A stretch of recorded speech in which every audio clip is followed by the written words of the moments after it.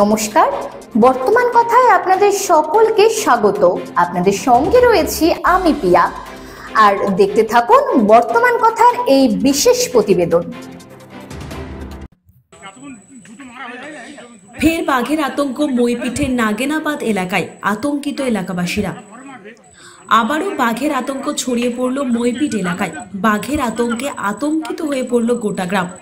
ঘটনাস্থল নাগেনাবাদ এলাকার পাইকপাড়া সংলগ্ন জঙ্গল লাগোয়া লোকালয়ে। বুধবার থেকে সুন্দরবনের জঙ্গল লাগোয়া পাইকপাড়া এলাকা থেকে বাঘের গর্জন শুনতে পায় গ্রামবাসীরা। এরপর বাঘের আতঙ্ক ছড়িয়ে পড়ে গোটা গ্রামে। গ্রামবাসীরা তড়িঘড়ি খবর দেয় বন দপ্তরকে। খবর পেয়ে ঘটনাস্থলে ছুটে আসে বন দপ্তরের কর্মীরা। বৃহস্পতিবার দুপুর থেকে বন দপ্তরের পক্ষ থেকে স্টিলের জাল দিয়ে প্রায় ৩০০ মিটার লোকালয় সংলগ্ন জঙ্গল ও নদীর পাড়ে একদিকে ঘিরে দেওয়ার কাজ শুরু করে। কিন্তু শুক্রবার সকালে সেই স্টিলের জালের পাশে অপর একটি বাঘের পায়ের ছাপ দেখতে পায় এলাকাবাসীরা। এলাকাবাসীদের অনুমান, নাগেনাবাদ এলাকায় একটি নয়, দুটি বাঘ রয়েছে। বন দপ্তরের এক আধিকারিক বলেন, বাঘের পায়ের ছাপ জঙ্গলে মিলেছে, জাল দিয়ে ঘিরে দেওয়া হয়েছে। নদীর ধারের একদিকে জাল দেওয়া হয়েছে যাতে বাঘ বেরিয়ে অন্য জায়গায় উঠতে পারে। আতঙ্কের কোনো কারণ নেই। রাতে নজরদারি চলবে। জীবন জীবিকার টানে এলাকার পুরুষেরা ভিন রাজ্যে পরিযায়ী শ্রমিকের কাজ করতে গিয়েছে। কার্যত পুরুষহীন গ্রাম সন্ধ্যা হলে বাঘের আতঙ্ক গ্রাস করে গোটা গ্রাম। প্রসঙ্গত গত ২ সপ্তাহের মধ্যে ৬ বার মইপিঠে বাঘের হানা। ৯ জানুয়ারি বৈকুণ্ঠপুরের নাগেনাবাদ এলাকায় বাঘ এসেছিল। পরের দিন নিজেই জঙ্গলে ফিরে যায়। বন দপ্তর সূত্রের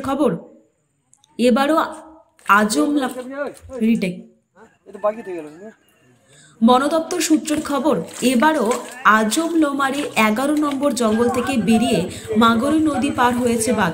গ্রাম সংলগ্ন জঙ্গলে পরপর ২ বার বাঘ আসায় আতঙ্ক নেমেছে। গৌরাঙ্গ দাস নামে স্থানীয় এক বাসিন্দা বলেন, নদীতে কাঁকড়া ধরতে গিয়ে বাঘের দেখা অনেকেই পেয়েছে। আমাদের রাতের ঘুম উড়ে গিয়েছে, রাস্তায় বেরোতে ভয় হচ্ছে। মিতালি দাস নামে এক গৃহবধূ বলেন, কোথা থেকে বাবুরাম নদী পার হয়ে লোকালে আসে। আমাদের এই এলাকায় বিদ্যুৎ পরিষেবা তেমন ভালো অর্থ নেই। সন্ধ্যা হলেই আমরা আতঙ্কে থাকি। নদীর তীরবর্তী এলাকায় নেই কোনো বিদ্যুতের ব্যবস্থা। সন্ধে হতেই দরজা বন্ধ করতে হয়েছে। ছেলে মেয়েদের বারণ করেছি বের হতে। এ বিষয়ে গান্ধারী দাস বলেন, কোথা থেকে বাঘ এখানে ঢুকে পড়ছে। আমরা মাছ কাঁকড়া কিছুই ধরতে যেতে পারছি না। আমরা আতঙ্কে রয়েছি। সন্ধ্যা নামলেই বাড়ির দরজা জানালা বন্ধ করে দিতে হচ্ছে। আমাদের ছেলে মেয়েদের পড়াশোনা কার্যত বন্ধ হতে বসেছে। আমরা চাই বন দপ্তরের কর্মীরা বাঘটিকে ধরে নিয়ে জঙ্গলে চলে যাক। এলাকায় নেই কোনো আলো, এর ফলে রাতে বাইরে বেরোতে ভয় করে আমাদের। সন্ধ্যা নামলেই বাঘের আতঙ্ক গ্রাস করে গোটা গ্রাম। কার্যত বাঘের ভয়ে গুটিসুটি মেরে রয়েছে এলাকাবাসীরা। তাড়িয়ে দেওয়া হচ্ছে, ওরা আবার কিছুদিন পরে পার হয়ে আসে। গত সপ্তাহে একবার পার হয়ে এসেছিলো, সেভাবে তাড়িয়েছিল, আবার পার হয়েছে। মূলত কথা হচ্ছে, ওরাকে যদি খাঁচাবন্দি করে ফরেস্ট ডিপার্টমেন্ট নিয়ে একটু বহু দূরের জঙ্গলে যদি ছেড়ে দিয়ে আসা যায়, ওরা হয়তো দিক ভুল করে আর আসতে পারবে না এদিকে। তাই এখন আমরা আতঙ্কের মধ্যে দিয়ে আছি। দেখা যাক বাঘটাকে ওরা কিভাবে, ওদের সরকারি প্রশাসনিকভাবে ওরা ওপাশে পার করতে পারে, এইটুকু দেখব।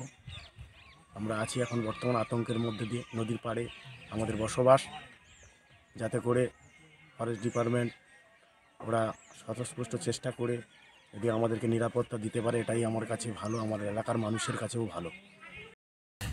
ভ্যান এসে ভ্যান কই ফলো করনি, ফলো করনি। এরা আগে এখন কাপি কাটা চলছে।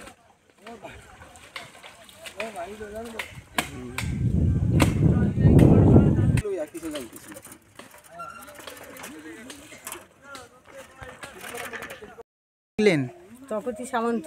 কোথায় বাড়ি আপনার? নাগেনাবাদ। কি দেখলেন? নিচে নামলাম, ওই দুটো ওইখানে পালা টালা আছে আর লৌকো আছে। লৌকোটা ওপারে এপারে নিয়ে আসবো। লৌকোর কাছে গিয়েছিলাম। লৌকোর কাছে গিয়ে দেখি না বাবুরাম জাম দিয়ে ওপারে চলে গেছে। আমি তো ভয়ে এপারে চলে এসেছি। এসে সবাইকে ডেকে নিলাম। বাবু মানে কি?